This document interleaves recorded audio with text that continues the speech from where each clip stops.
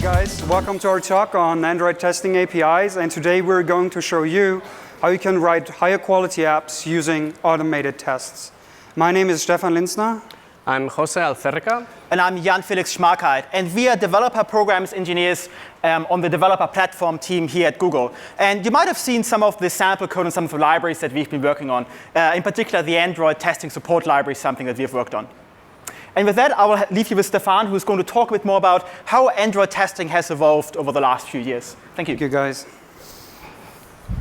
So almost 2 years ago, when we started thinking about how we can make developers more productive, how can we enable you guys to write higher quality apps? One thing that repeatedly came up was automated testing.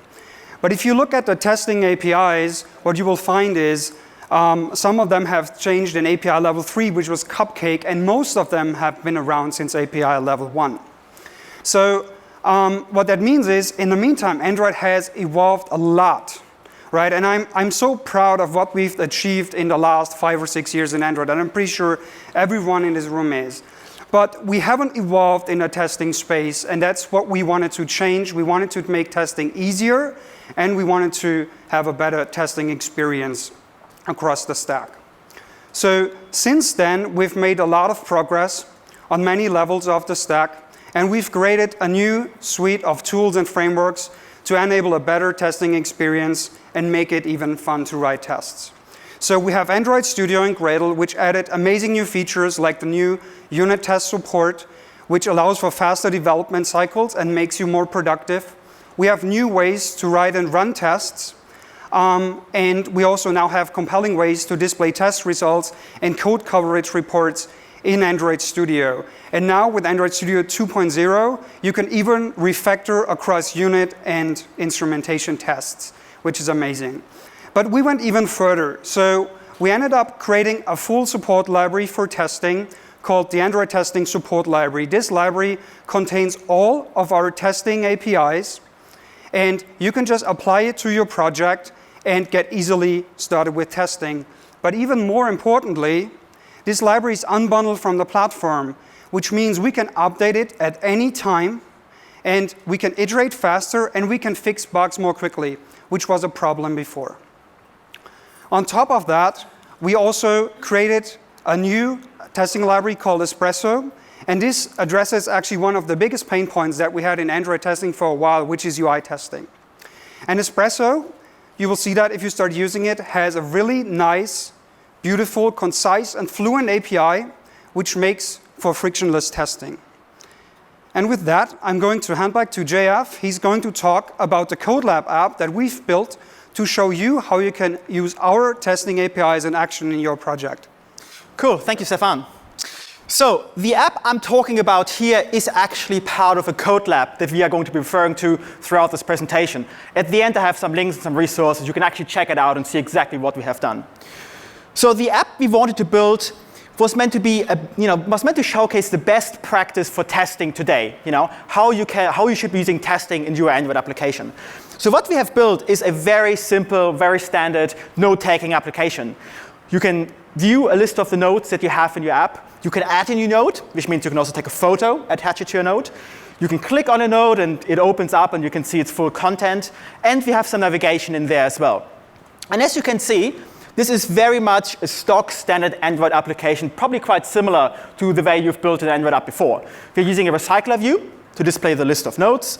We're using a system intent to open the camera app to take a photo using the system camera application. And we have a navigation drawer in there as well with the menu options. Just remember, the key here was to create an application that shows you how you can, shows you the best practices for Android testing today. So as part of that, we were thinking very carefully about the architecture that we used for our application. Let me be very clear here. MVP is mono-represent architecture, obviously, but there are many other great architectures out there, and it really depends on your use cases and your application to select something that works for you. Just remember, the key part for any architecture is that you can separate the different parts, the different components of your application from another. So you can test them independently, and you can maintain them independently as well. So in our case, for our application, that was the model view presenter architecture. And the way this works is that we have the data storage, the list of nodes at the model. We have a view. This is where the actual Android magic happens. That's where we deal with the recycler view and display the actual nodes. So for example, if you want to load in a list of nodes and display them on the screen, the presenter talks to the model, loads in the list of nodes, and tells the view to display it. And then the view talks to the recycler view and then displays it.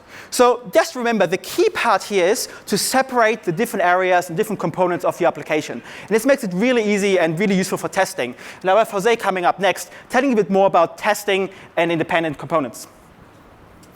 Thank you, JF. So JF mentioned testing in isolation. In order to test in isolation, you need to be able to create a hermetic environment. So before talking about the types of tests, let's talk about hermetic testing. Why do we need hermetic testing? Because there's something worse than having no tests. That's having flaky tests. I've seen this slide so many times, I didn't remember it was funny.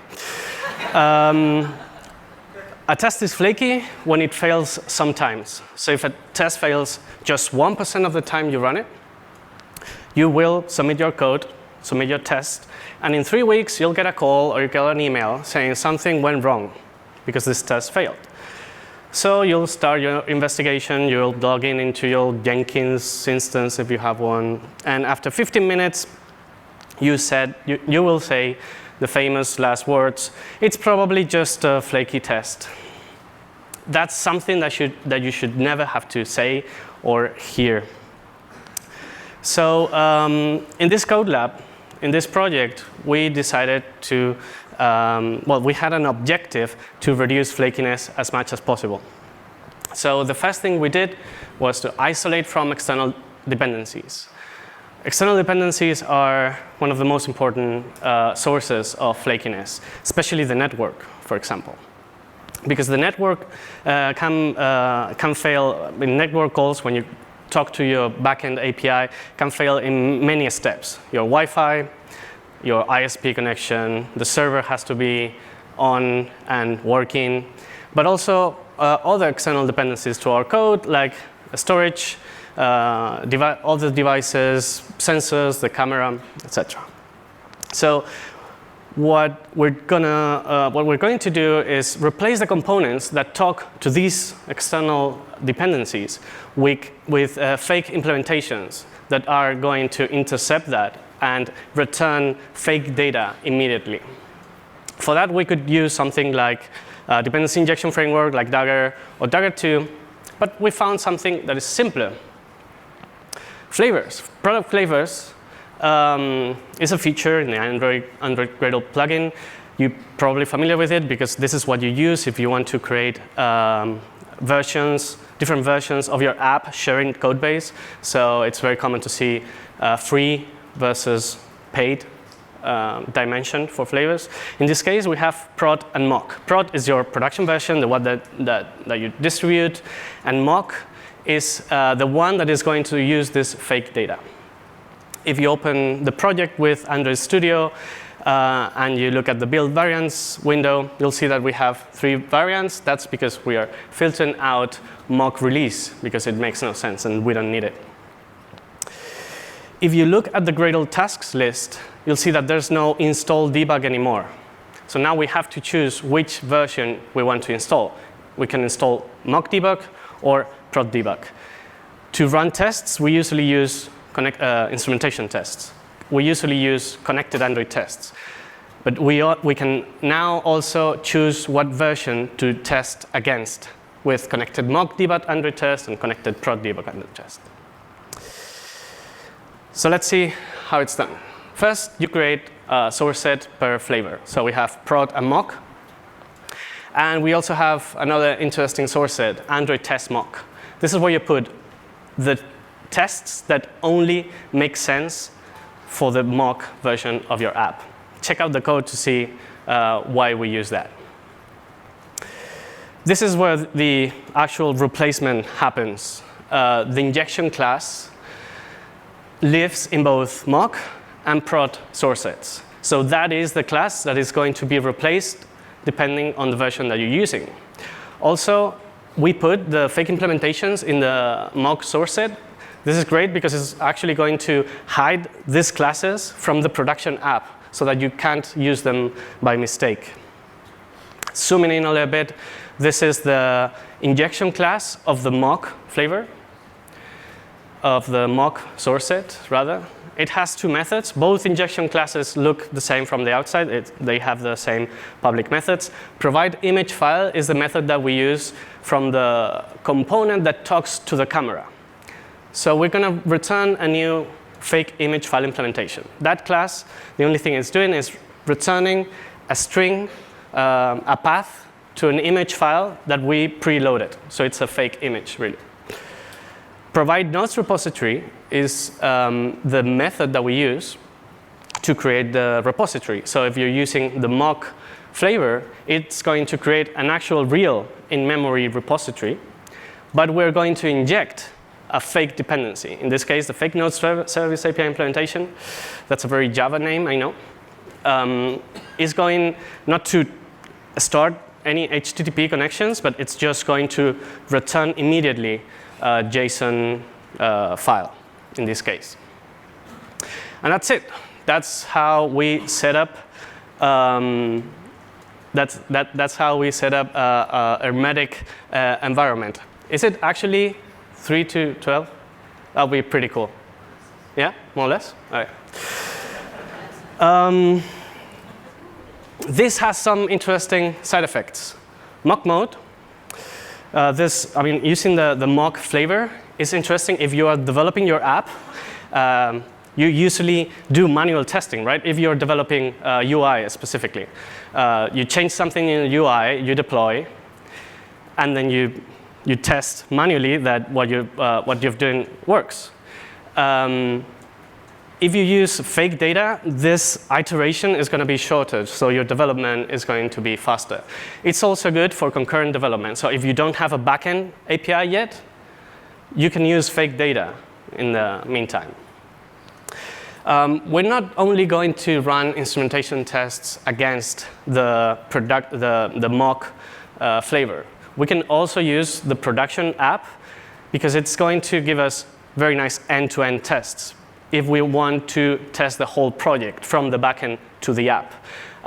This test is going to be obviously more flaky, but you don't have to run it very often. You can run it every 24 hours, or it's actually a very nice pre-release check. So before uploading to Google Play or your distribution channel, you run this test against prod to make sure that everything works well. So now that we have a hermetic environment, we can start talking about tests. And the first type is unit tests. They are fundamental for a good testing strategy that then can be completed with integration and UI tests, a small number of end-to-end tests, and other tests like monkey runs, robot runs, or even performance tests that JF is going to talk about later. The unit tests are also called local tests because they run on your local workstation, so they are really fast. But they're also fast because they are small. Unit testing is about making sure that the individual parts of your code work as expected. So the unit tests must be small, and you should be able to run thousands of tests in seconds. The problem is that because we are running on our workstation, we don't have access to the framework. We don't have access to Android. So the problem with Android is that we see this a lot. We just have huge activities with all the code typed into them, or huge fragments. So this is horrible for unit testing. Don't be this developer. Be this other guy. He unit tests his business logic, and he's really happy about it. Business logic means what your app actually does. So if you have a filtering app, a photo filtering app, the business logic would probably be the algorithms that you use to filter the images. Only if you have small dependencies with the framework, you can use this nice feature that we added to the unit testing support in 1.1, the Mockable Android Jar. The Android Jar is a file that you download with the SDK manager, and it looks like Android from the outside. It has all the public methods and all the public classes, but it's actually empty. So if you have a small dependency on Android, you can use a mocking framework like Mockito to mock these classes. We have an example on GitHub that is mocking shared preferences. So if you don't want to wrap that class, you can use Mockito and on your unit tests and run them on your local workstation.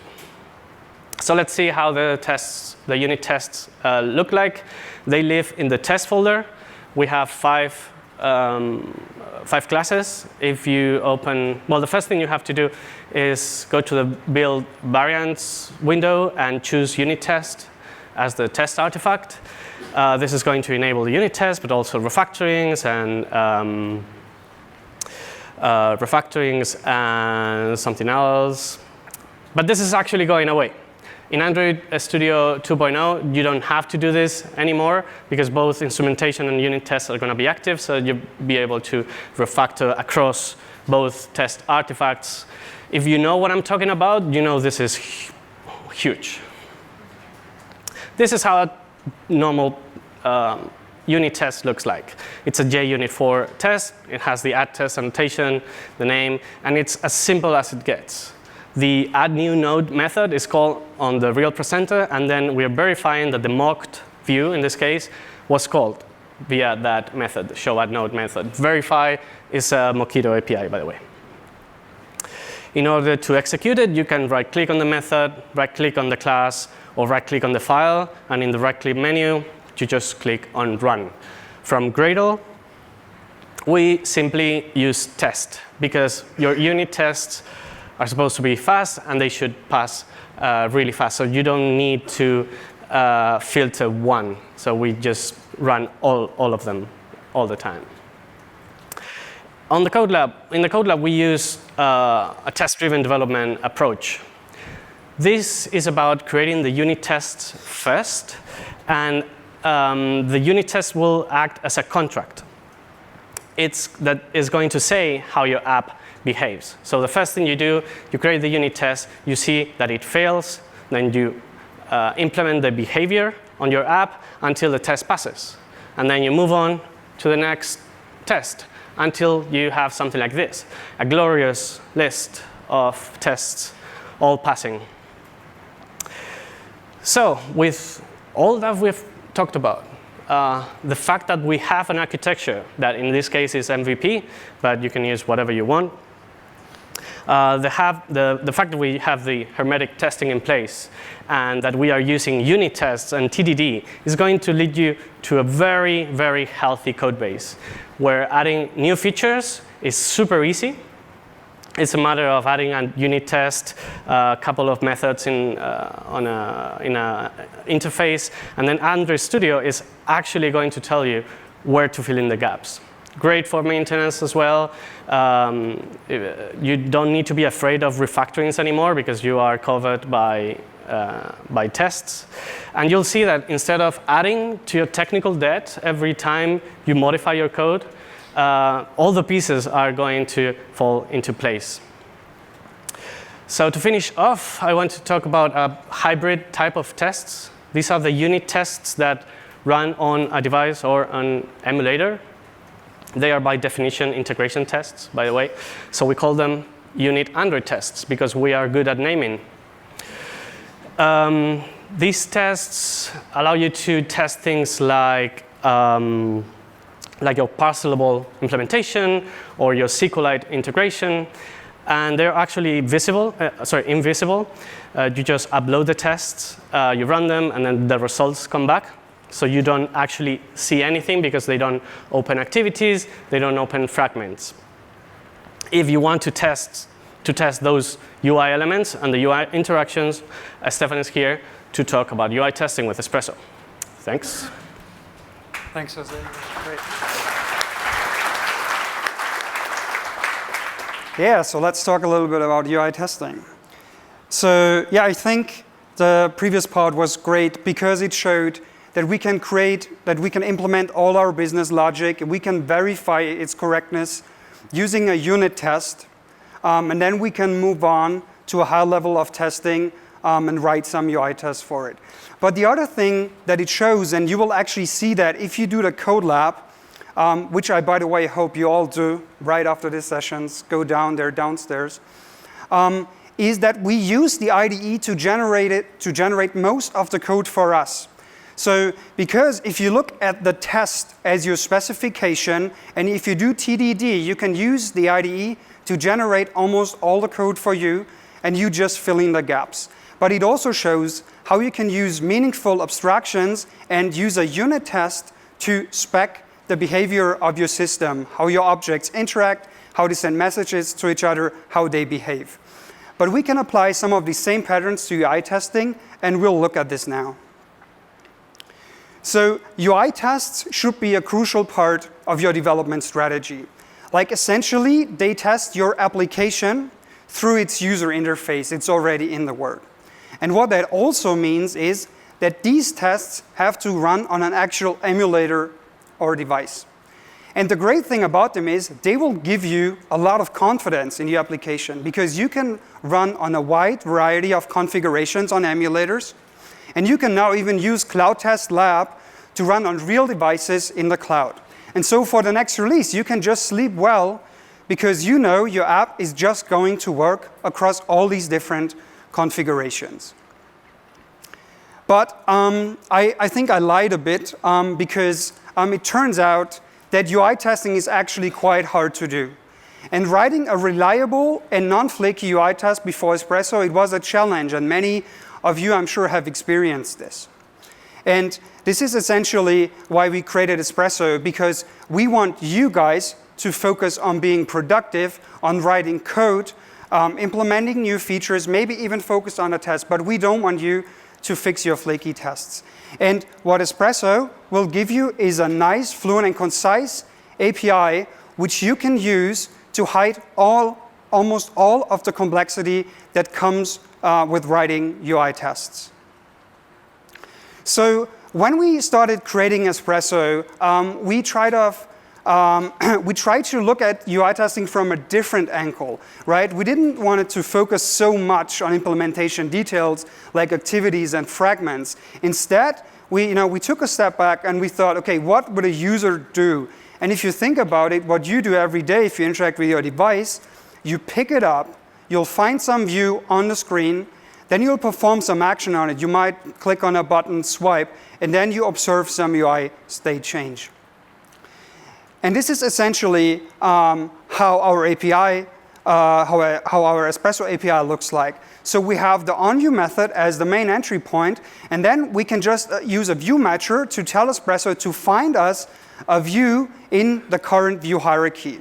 And then once we have that view, we can either perform a view action on it, or we can verify a view assertion like a state change in a UI. And a view action in this case would be something like a click or a scroll.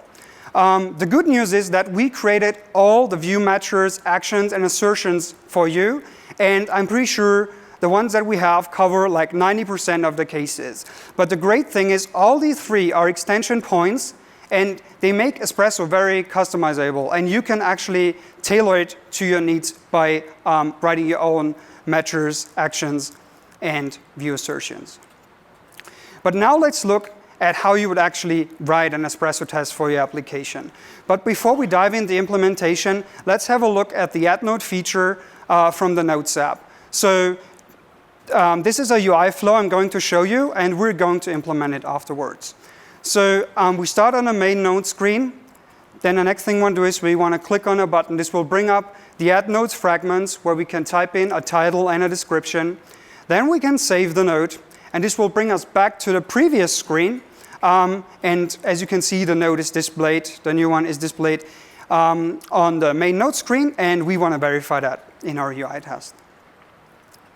So yeah, let's write a test. So the first thing that you have to do is you have to create the node screen test in your Android test source set. And then you have to do two things. The first thing is you have to tell JUnit that you actually want to use the Android JUnit forerunner. And then the second thing is you have to assign a test to a bucket. This is something that you don't have to do, but we recommend to do it. Because especially if you run on a build server, you don't want to run all the tests at a time. You just want to run either the small, the medium, or the large ones. And this is in particular important for the large ones because they will run a long time. So once we've done that, we need to set up the stage. We have to set up our test fixture, and we do that using a new API in the Android testing support library called activity test rule.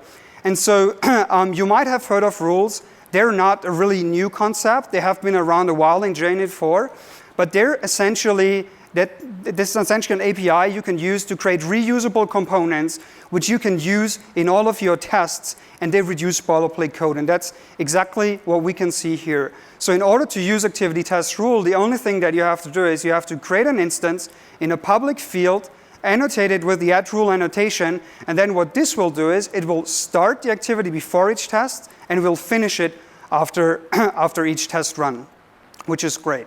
And now we're actually ready to exercise our UI.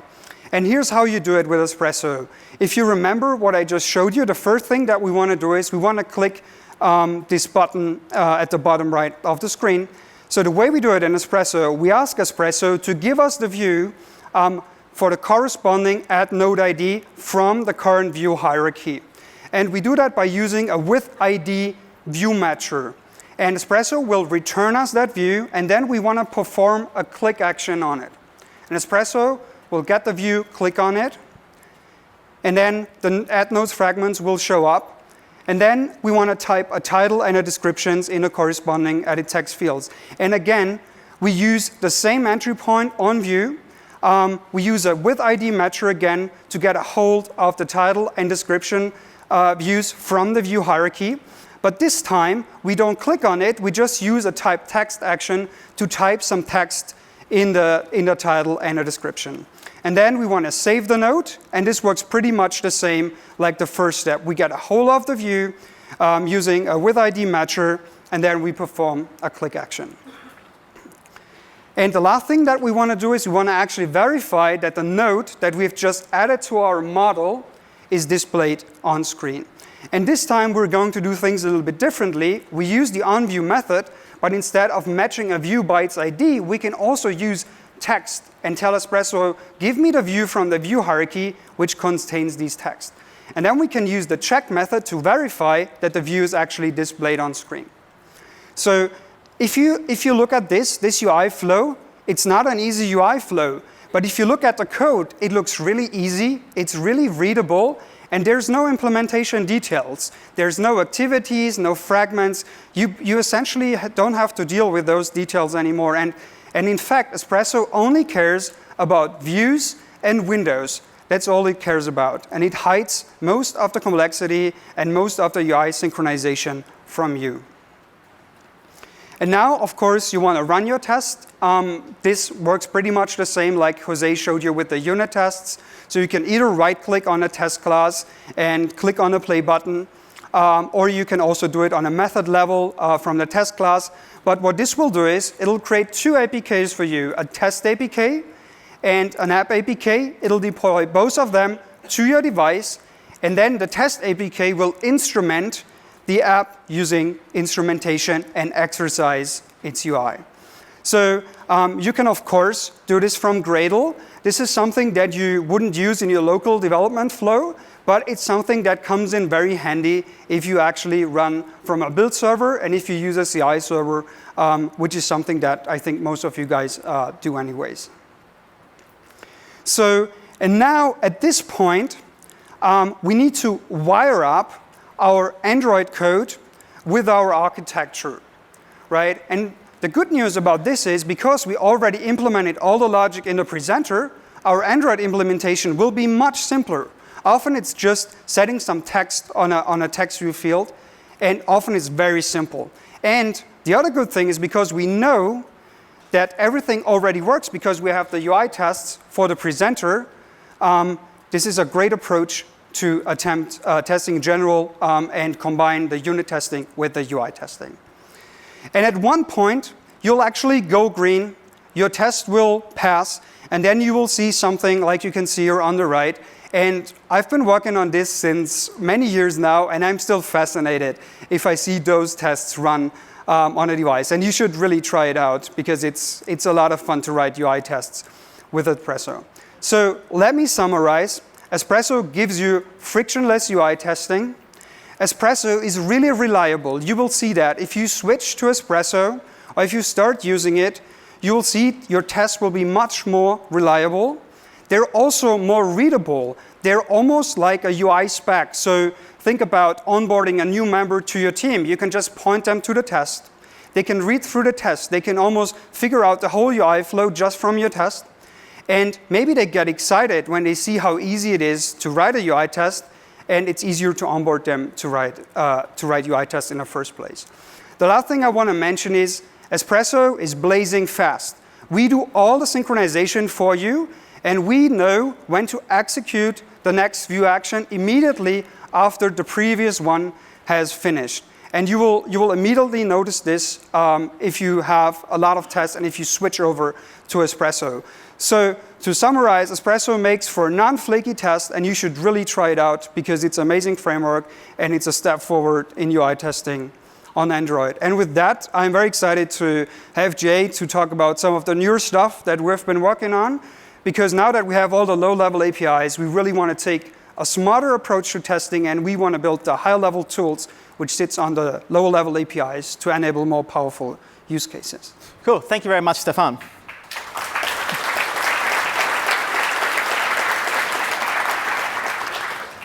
So we have had Jose talking about unit testing as the fundamental way we should be testing our applications. Then we had Stephan talking about integration into UI tests, being able to test the actual Android part of our application. And as you've probably all realized by now, these testing tools have matured quite a bit over the last few years. So now is the time to start thinking beyond simply verifying the functionality of our application. Let's think about performance testing. And this very much sits at the top of our testing pyramid. You know, we take advantage of all the great testing tools and all the platform features that are already out there to build our performance tests. So performance testing today, I'm sure many of you have experienced this yourself, is very painful. Traditionally, you have a few lower spec devices, for example. You have a QA team that has access to those. Maybe you have a slower network at home where you just try to run your application and see if it performs OK, or if anything is a bit slower than it should be. And the problem with that is you can't easily reproduce any of this. It's really hard for you to track trends to see how your application is performing, right? And especially if you've automated the rest of your tests already, why can't we automate our performance tests? And why can't we take advantage of the existing tests that you have already written for this particular part? Let me introduce the performance testing harness. This is actually part of a great code lab that we've put together that I highly encourage you to check out after our talk. The way this works is that we have a new custom Gradle plugin that contains a task that you can run, which you use to run your performance tests. The trick comes from a special test listener that sits in your test APK. The basic idea is that we capture some additional statistics and some additional log files as you are executing the tests. So for example, we can track the rendering performance, the logcat output for each of the tests as you're running it, capture it on the device, copy it back to your development machine, and then do some analysis on it. The key part of this are some custom JUnit test rules that we have added. Stephan talked about rules already. These allow you to add some additional functionality to your existing tests. So here we have 3 rules. The first one basically runs the dumps graphics info command, which you might have already used if you've tried to track down some jank issues in your application. It allows you to gather some statistics on, for example, the number of janky frames that you had and the rendering performance. We can do exactly the same for the netstats command, which allows you to track your network performance, the number of received and sent packets, for example. And we can also capture the logcat output individually. So just remember, these rules are applied to each test as it's being executed. So for each test, we can now capture the graphics performance, network performance, and the logcat output. And this is pretty powerful. And this is all being executed through this new test listener that gets added to our test APK on the device. And that's where we can capture some additional statistics as well, such as a systrace output if you want to track down any other performance issues. This is what it looks like if you're actually running the test. First of all, we have to run our new custom task, run local perf test. And then as the test is being executed, our listener captures the logs for each of the tests. In our case, we only had one test we have executed here. But you can see that for each test, we have now a log file we can go back to and then analyze further. And of course, there's the systrace file as well that gets captured for the entire test run. And this all happens automatically for you. And I think this is very powerful. So here's an example where our test actually failed. And you can see that we had an excessive number of janky frames, 91%. And this is clearly a problem. This was one of our existing tests that we had, and we simply marked it as a perf test and ran our test harness over it and captures all these statistics. So we had 91% of janky frames. Janky frame means that the frame took longer to render on the device, so it appeared a bit janky on the device. So our test failed.